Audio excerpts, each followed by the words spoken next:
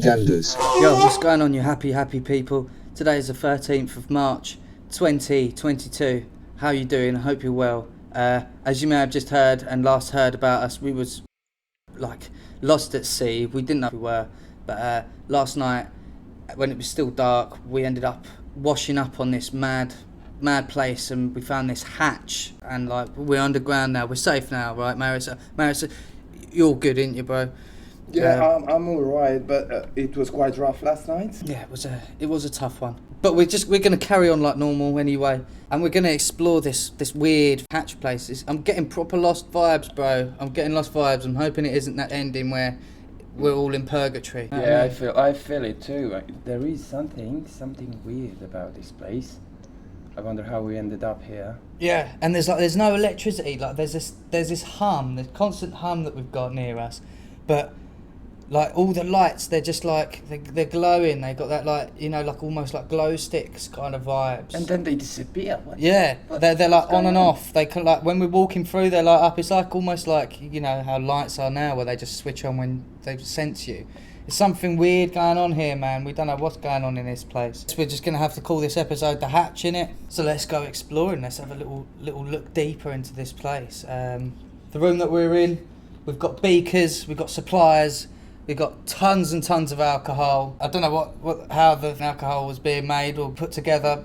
Maybe it was someone's like end of the world situation. I mean, I'd like to go piss probably if the world was gonna end. Maybe this is somebody's island, somebody's own island. Never know. Oh shit, that could be the case. Hashtag Epstein. Hello, is anybody children here? Anybody under the age of 18? We don't want to be here. That's probably not going to make it into the episode. Anyway. Oh, bro, I think that... Have you seen the Mermaid documentary on Discovery Channel? No, I haven't, but I will do as soon as we get out of here. Bro, did you ever used to think that Discovery Channel was like a legit fact-based program, or did you know that they did fiction? I didn't know they did fiction. No, actually, no. Because ever since I watched Discovery Channel, ever since I was like 17 or something like that, I always trusted them in everything they said, everything they showed. Yes, this must be it because it's on Discovery Channel, right? Yeah, that's where I used to be.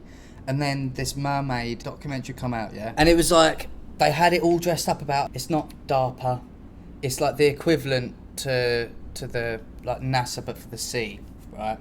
And they were saying that they were doing experimental weapons with sound waves, and it was killing like marine life. So like whales were beaching themselves and intentionally killing themselves because they were getting absolutely blown to bits by sound waves. Imagine they communicate through high frequency sounds. The blues. So if we're gonna send them double in intensity, of course we if you're going at like 18,000 hertz, which is lower than any sound that we can even hear, and it's like when you go to a nightclub, you can feel the bass hitting, going right through you. Imagine in the sea where everything is connected and the whole thing. So like what this documentary, they dressed it up like they were saying, stop using these weapons because you're killing shit. And then what was also washing up amongst these whales was mermaids and mer people, right?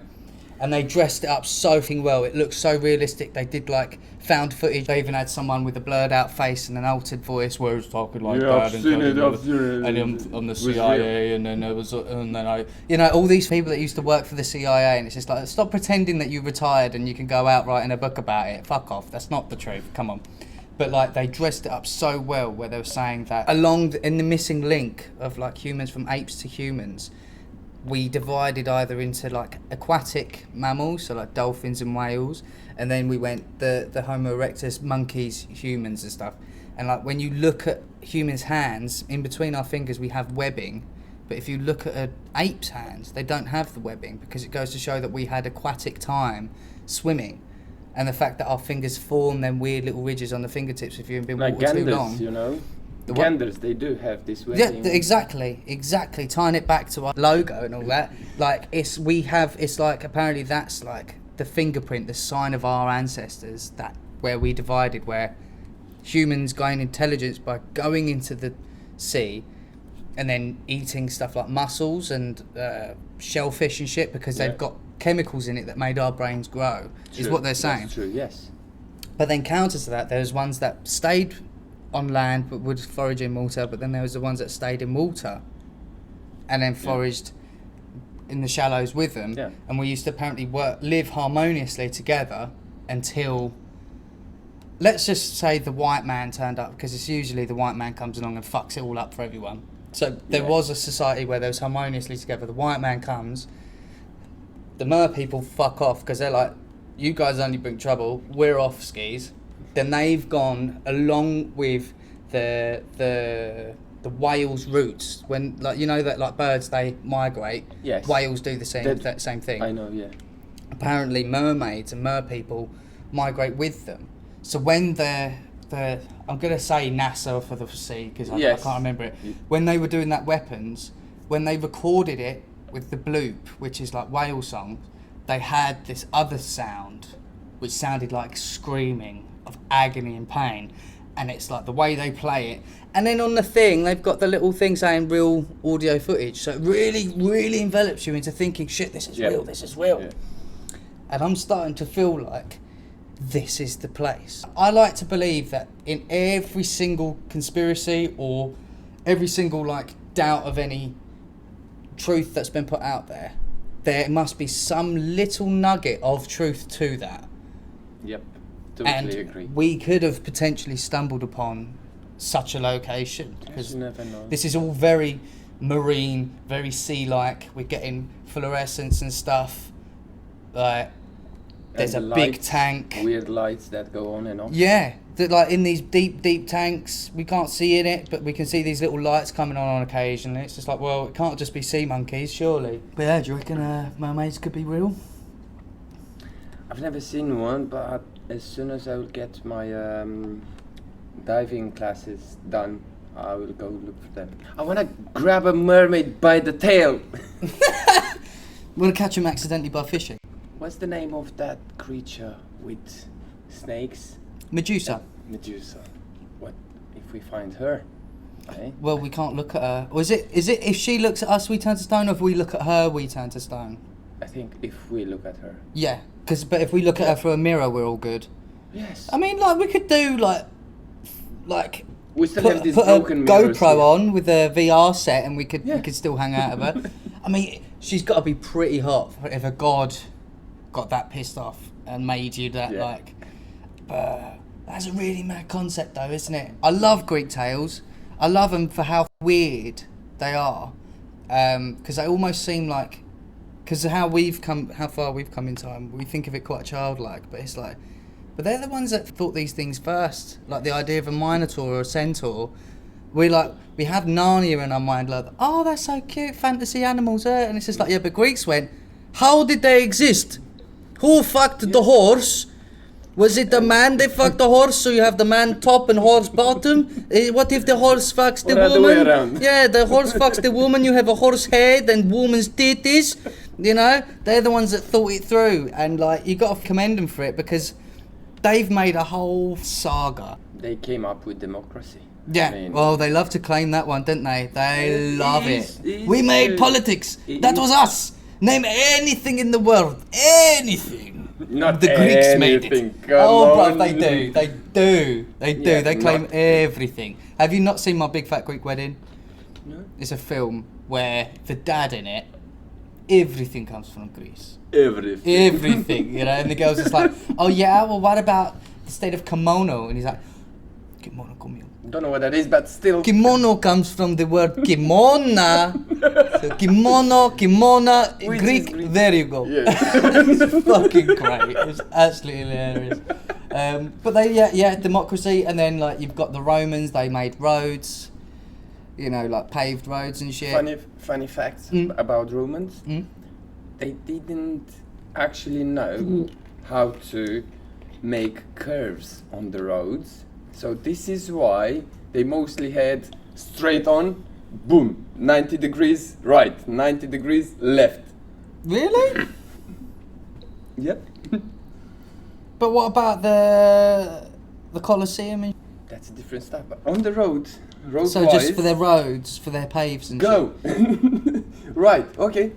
90 But then, degrees. like, Go. they think they're going straight, but then when you look at it, Well- it's actually a little bit higgledy-piggledy in the end Yeah, as well. It's not like a curve, like a proper Yeah, curve. you can't turn. Yeah. It's just a right angle. Oh, okay, that's interesting. Do you know Rasputin? We talked about Yes, him. yes, the Yeah. priest, the mad priest. whatever the fuck it Sort was. of. You know, what was he well known for? Getting pissed drunk and showing off his massive penis. That's not. I don't think that's a lie at all. I That was- believe he that. was the- Well, what is it? He was poisoned, stabbed, shot, Yes. clubbed, And still survived. drowned, Man. and he still. And then eventually, was it drowned or was it burned? That's what eventually got him. Probably burning. But mate, he fucking lasted a long time, bro. But there's a really good story. You know, like back in like Old Testament Christianity. Yeah, I read. Like there's a saint. There was one where they put him on a fire, right? This Italian saint. They literally Yeah. live on the fire, and he was just like, "I'm done on this side. You can flip me over now." You're joking. The most badass way to go out, isn't it? Like, you know, if you're on death row, you want to be like a fucking badass. I think he went the most badass. Nothing better than a bit of sarcasm when they got you by the balls. So you know what Einstein said? I know what the Third World War weapons will be. Mm. I don't know the Third World War weapons, but I'm sure that the Fourth World War weapons will be sticks and stones. Yeah. Man, this is Yeah. deep. That reset button, that concept of the reset button being hit, like. This is what humanity does every now and then. You know? Yeah, well, it makes sense because, like, we're the only civilization that does. Mice don't invent mouse traps. You know? Like, mice course not. cannot invent a mouse trap. They don't know how to do that. But we are the ones that have made the mouse traps for ourselves and everything else. I just want to tell you about this guy, Tarrare. Okay. This guy was mad. He was eating everything. Live eels, lizards, snakes, stones, glass, whatever he could get his hands on. And he was always hungry. Right. So he is like gluttony. He is like that, like, in living, he cannot be satiated. He's just constantly hungry, like a black hole in his stomach. Yes. What He said is this? that. Is this like what year what century we in? 1772. Bone. So that's Victorian era, isn't it? I think. Yo, if any of you historians are 18th. watching this and you're fucking hating it, I'm sorry. Numbers are not my thing. Anything past fucking 1900s, I'm out. So 18th century.